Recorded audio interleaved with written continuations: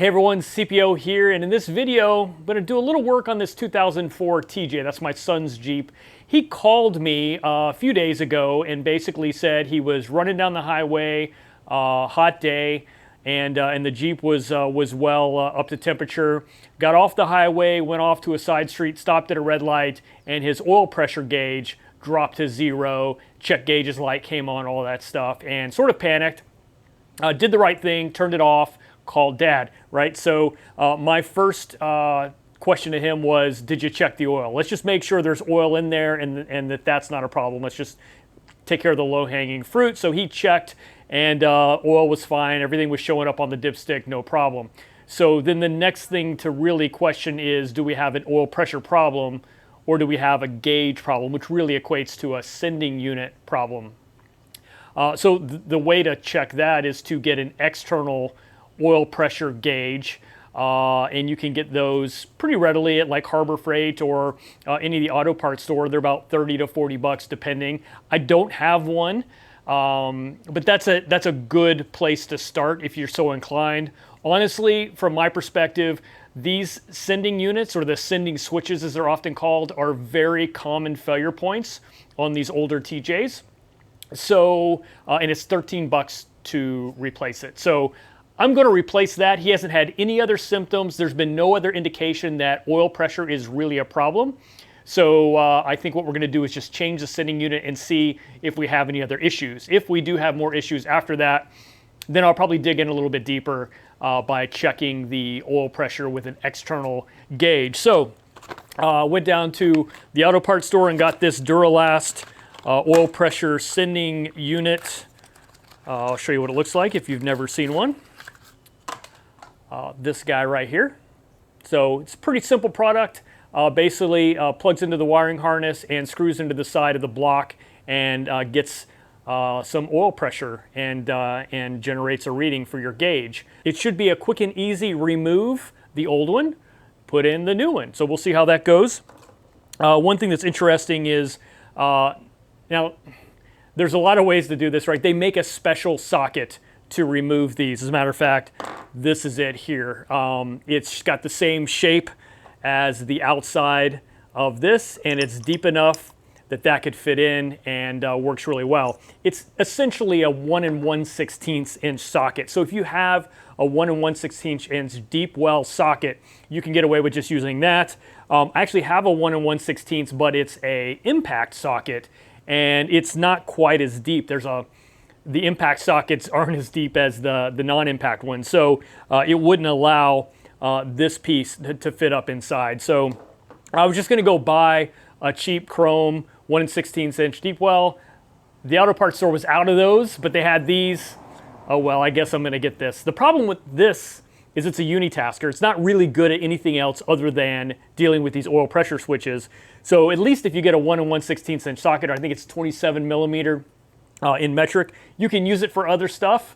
But anyway, like I said, this was there. So here we are. That's what I've got. So I'm going to go pull the old one off and put the new one in, and you guys can follow along. If you have any questions, feel free to hit me up in the comments. If you never hear from me again about this topic, it means this fixed the problem. If you see another video about me figuring out what's next, it means it didn't fix the problem. So hard to say right now how things are going to go, but I'd rather throw you a video out as opposed to sit and wait to see if there's any outcome to put on the tail end of this video. So stay tuned, who knows. I do have another video coming up. It's a product review. I know some of you guys like that, some of you don't. I think it's a really cool thing. I asked for this product, so when that shows up in the next couple days, we'll check it out. Not necessarily Jeep related, can be used outside of the Jeep realm, but I think a lot of Jeepers are outdoors people, and a lot of outdoor people are gonna like what I have to show you. So anyway, let's get to this install, yeah. All right, so the hardest part probably about doing this on video is trying to show you exactly where it's at and how to get to it. So you can see I have my camera set up to get the shot for you.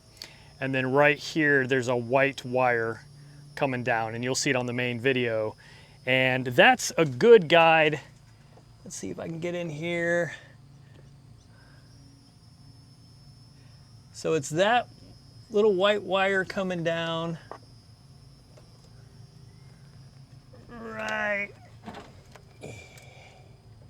right in here that is plugged into the harness, and it's basically just in the back of the engine block. You can see where that is. So if I get down underneath here, I can show you a little bit better. You can see actually not only the white wire, but also the factory oil pressure sending unit that is plugged into the side of the block there. So how you get to that is up to you. I see a lot of people go from the top, a lot of people go from the bottom. Honestly, I'm gonna probably go in from the bottom right here. I mean, this is pretty easy access. Maybe it helps I have a little bit of a lift and a body lift. Otherwise, you can reach down there through the top. I'm hoping this camera will give you a little bit of a view, so we'll see what happens. Oh, I better change that battery. All right, so first thing I need to do is get in here and unplug this harness. So there's one of those little red safety tabs that have to be moved. It pushes towards the front of the vehicle, on mine anyway. So now that I've opened up this red tab, hopefully you can see that tab right there. This allows me to squeeze the back. It's where the wire comes out, the very outside. Squeeze that, and that will allow you to slide it off of the sensor. All right, so from underneath here, there's that tab I had to slide out. There's a little lip, you just pull it. That's in the locked position. That's in the unlocked position.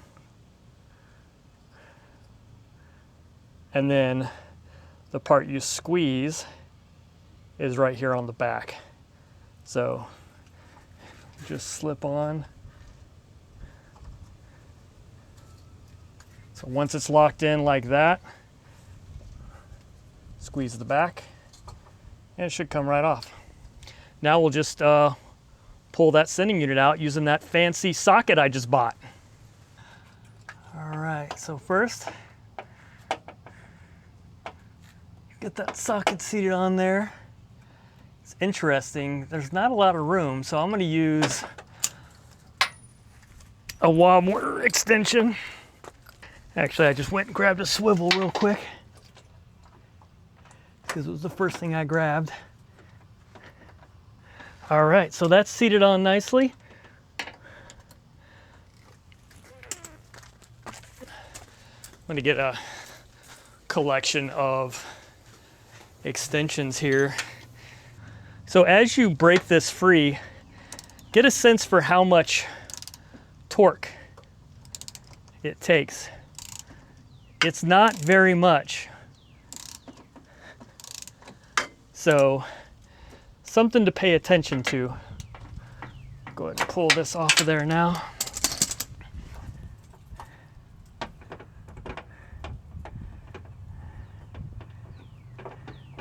You might get a few drips of oil. You might not. And of course, here's the old sending unit. It's hard to tell if that's the problem or not. They don't really demonstrate any specific qualities, so we're just going to go put this one right back in its place. Hopefully this view will give you a little sense for how I'm getting access to this. It's actually really easy to reach from down here. Just hand starting it. You do not want to strip these threads. You don't want to cross thread. Like, this would not be fun to fix.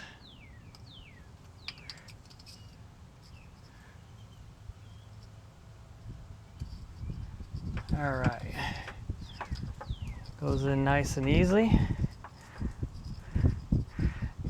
Make sure I get at least a few turns by hand. Then I'm gonna put on my fancy socket. Make sure it goes on all the way. And then using my extension set here. And basically what I'm going for is just when I feel it snug up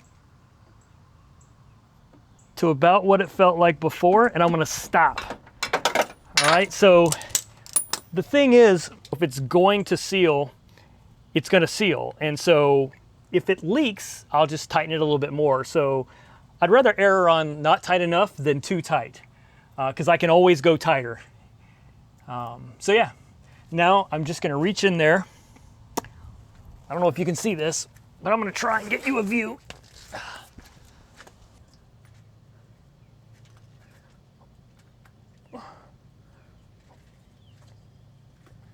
All right, so that red tab is as far in as it's going to go, which feels like it's not in all the way, but the entire unit is locked in. I'm just going to leave it like that.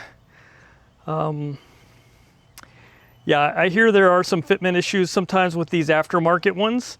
So, and I know a lot of people who just ditch their red tabs altogether. So, yeah, I feel pretty confident this is going to stay in place. So I feel like I'm done here. All right, so really all we have left to do here is just start it up and make sure we're getting an oil pressure reading in the gauge. And then make sure that we're not seeing any leaks. So.